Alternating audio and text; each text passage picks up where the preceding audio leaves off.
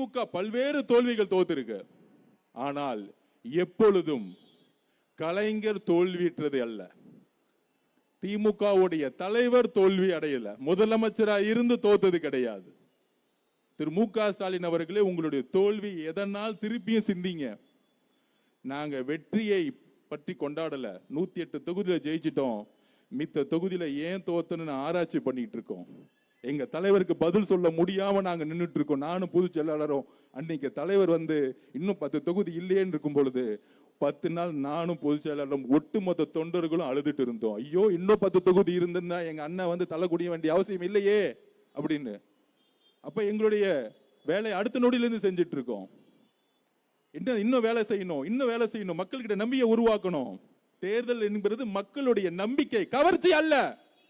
தேர்தலுடைய வெற்றி கவர்ச்சி அல்ல, மக்களுடைய பெண்களுடைய நம்பிக்கை. இந்த நம்பிக்கையை உருவாக்குவது ஒரு தலைவனுடைய வேலை. அரசியல் என்பது மக்களுடைய நம்பிக்கையும் அன்பையும் உருவாக்குவது.